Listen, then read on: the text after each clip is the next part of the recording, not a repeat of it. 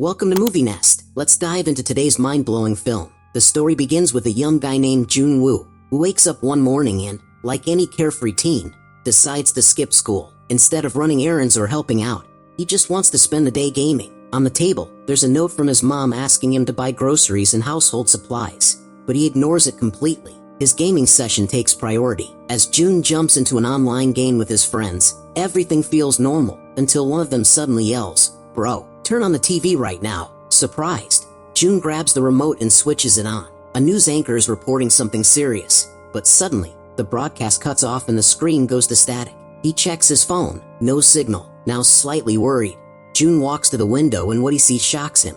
People screaming, running, attacking each other in the streets. One horrifying scene catches his eye, a girl biting another woman's neck in broad daylight. Completely shaken, Jun doesn't know what to make of it. The world outside is descending into chaos and no help seems to be coming. Moments later, he hears shouts from the hallway of his apartment building. He peeks through the peephole, but sees no one. Just as he turns around, someone bursts through the door. It's his neighbor, sweaty, terrified, and out of breath. "Everyone outside has gone insane," the man says. "My own brother. He turned into some kind of monster and tried to kill me. Please, let me stay here for a bit." Jun, still trying to make sense of what's happening, says no. "If there's a problem, call the police," he says coldly. The neighbor tries to stay calm and begs, "Just let me use your bathroom. I'll leave right after." Reluctantly, Jun agrees and lets him in. While the man is in the bathroom, the TV signal returns. A breaking news alert flashes on screen. A deadly virus is spreading rapidly, turning people into violent, flesh-eating zombies. Anyone who gets bitten turns into one. Symptoms start with intense pain and bleeding from the eyes. Suddenly, Jun realizes his neighbor might be infected. He rushes to grab a knife. Moments later, the man steps out of the bathroom, clutching a wound on his neck. "I'm fine," he says softly. "I just need to stay an hour." But Jun notices the blood on his hands and grows tense. Then it happens. The neighbor's eye starts bleeding. He sees his reflection in the mirror, screams in horror, and starts convulsing. His body twists and jerks as he fully transforms into a zombie. The infected man lunges at Jun. A brutal fight follows. Jun barely manages to push him out of the apartment and stabs him as the zombie tries to force its way back in. He slams the door shut and locks it. Through the peephole, he sees something even worse. A massive zombie has arrived and is devouring his neighbor's body. Jun doesn't move a muscle. He's paralyzed by fear. Carefully, he drags a refrigerator in front of the door to block it, just in case. He splashes water on his face, hoping to wake up from this nightmare. But it's all real. Still trembling, he tries calling his sister. No luck. Finally, a text comes through. "Don't worry about us. I'm safe with Mom. Never open the door. Ration your food. Stay quiet. The city is full of zombies." Jun looks at a photo of his family and tears well up in his eyes. He regrets ignoring his mom's note. He should have gone shopping. Now, there's barely any food left in the house. He gathers what little he has and sits quietly on the couch, the weight of the situation sinking in. Eventually, he falls asleep, scared, alone, and uncertain of what tomorrow will bring. The next morning, the news is even worse. The outbreak is spreading. More people are turning. A reporter asks a doctor on air, "What should people do?" The doctor's voice is cold and serious. Zombies are extremely violent and completely unpredictable. Everyone was being told to stay indoors, lock every door and window, and stock up on enough food to survive at least 2 months. The warning was loud and clear: do not step outside, no matter what. Hyun-wook, scrolling through social media, noticed something heartbreaking. People were uploading photos of themselves holding signs with their names and addresses, begging the military or police to come save them. Desperate but hopeful, he decided to do the same. He scribbled his information on a piece of paper, took a photo, and uploaded it, silently praying someone would notice, someone would come. Then he saw a video, a person on a balcony, holding their phone to the sky, trying to catch a signal, and it worked, just for a moment. But as they stepped forward in excitement, they lost their balance, and fell. It was horrifying, yet it sparked an idea in Jun's mind. He grabbed his drone, attached his phone to it, and synced it with his VR headset. Slowly and carefully, he flew it up into the sky. The drone soared above destroyed buildings and empty streets filled with wandering zombies. The city was unrecognizable, a ghost town. As he flew it higher, he finally got one bar of signal, one chance. Jun immediately dialed his sister's number. The call began connecting. His heart was pounding, but then, nothing. The drone battery died, and with it, his phone plummeted to the ground. The last thread of hope snapped. Broken and exhausted, Jun collapsed at his desk and tried to distract himself with video games. But the internet was still down. There was no escaping this reality. That night, strange sounds echoed from the streets, curious and tense. June looked out the window, and a sudden gunshot narrowly missed him. Down below, a female police officer was fighting for her life. Her bullets were running out, and the zombies were closing in. With her final magazine empty, she aimed the gun at herself, trying to end it before they reached her, but she couldn't do it. The gun fell from her hands, and within seconds, she was screaming, dragged away by the monsters. June watched helplessly, but his eyes locked on the officer's dropped weapon. He needed that gun. If he was going to survive, it was his only chance. Just then, violent banging erupted at his front door. The sound was deafening. He grabbed a baseball bat, heart racing. The fridge he'd used to barricade the door began to slide, then toppled over, and from behind it, a zombie emerged. June froze, but instinct kicked in. He couldn't win this fight head-on, so he bolted to the balcony, swung himself over the edge, and held on, pretending to jump. The zombie, fooled by the act, hurled itself off the ledge and crashed to the ground below. Shaking, June pulled himself back up. He glanced down and saw the broken body of the zombie, but any relief vanished when he noticed something in the distance. A massive horde of zombies was roaming the street, and leading them was the same police officer, now fully turned. June shut the balcony door tight and nailed it shut with wooden planks. He checked the rest of the apartment,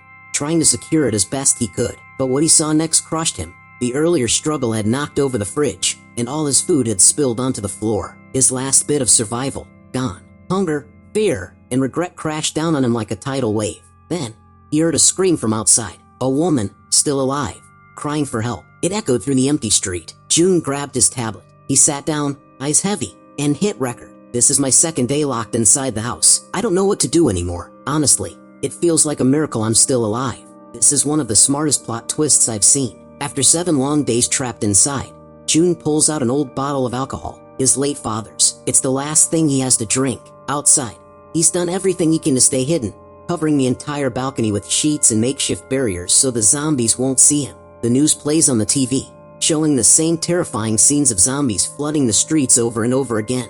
Hungry, June prepares some instant noodles, but at a careless moment, he knocks over his water bottle, spilling his last clean water on the floor. Frustrated and desperate, he drinks the water off the floor, the harsh reality of his situation sinking in. Even with all this chaos around him, June refuses to leave the safety of his apartment, though he can't help but crave the fallen police officer's gun he saw days ago. He switches the TV on again. The broadcast hasn't changed. No solutions. No hope. The announcers keep urging people to stay inside. Days pass with no news, no updates. Slowly, June starts drinking the alcohol more often. Eventually, the loneliness and despair get to him, and he finds himself stumbling drunkenly around the apartment, dancing aimlessly. In his intoxicated haze, June starts to hallucinate. He sees his family, his mother standing right in front of him. He runs to hug her, only to snap back to reality and realize it was all in his mind. Overcome by exhaustion and dehydration, he breaks down, tears streaming down his face. Then, a voice message from his mother arrives. Desperate to hear her voice,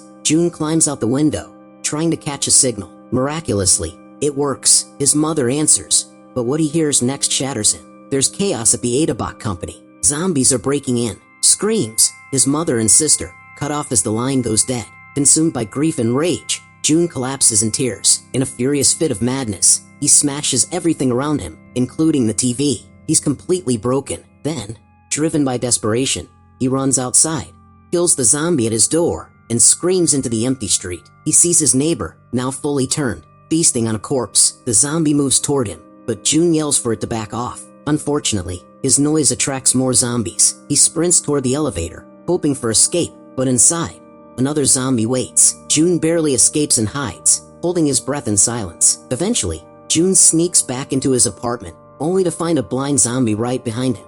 Frozen in terror, he stays perfectly still. Luckily, the zombie passes without noticing him.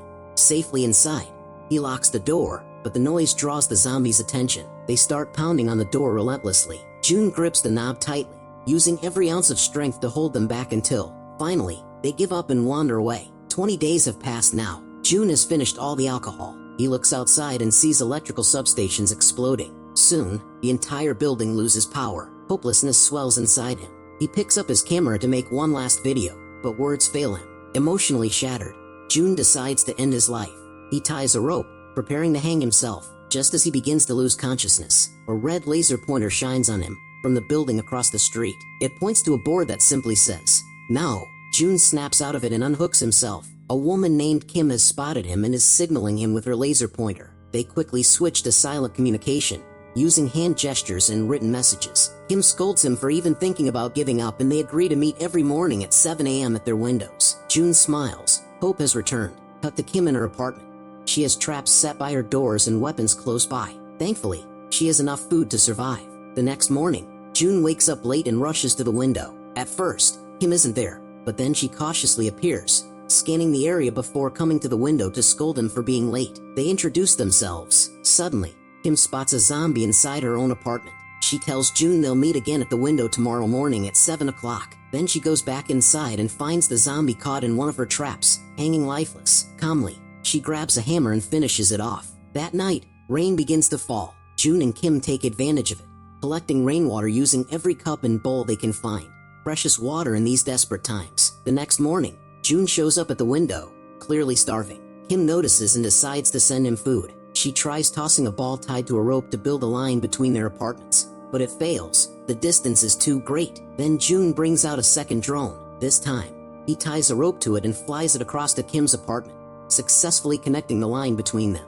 Kim manages to send a bag of food to June, who is overjoyed when he receives it. He thanks her sincerely, but his happiness quickly turns to panic when he notices a disaster outside. A zombie in the street has grabbed the rope and is tugging on it with great force. The table anchoring the rope starts sliding, dragging Kim with it. She falls unconscious, and the table ends up hanging right outside her window. The zombie seizes the opportunity and starts climbing the rope toward her. June desperately throws bottles at the zombie to stop it, but they don't reach. The creature climbs undeterred. Thinking fast, June launches his drone and flies it directly to the zombie. The drone circles around it, distracting the creature. The plan works. Meanwhile, a larger group of zombies surrounds June's building, trying to break in. The climbing zombie grabs the drone, but just as it's about to reach Kim's window, she regains consciousness. She grabs a weapon and cuts off the zombie's hand, killing it before it can get closer. The zombies below scream in rage. June wraps duct tape around his shoes to muffle his footsteps and grabs a stick. He sneaks out of his apartment and spots a part of his neighbor's body on the ground.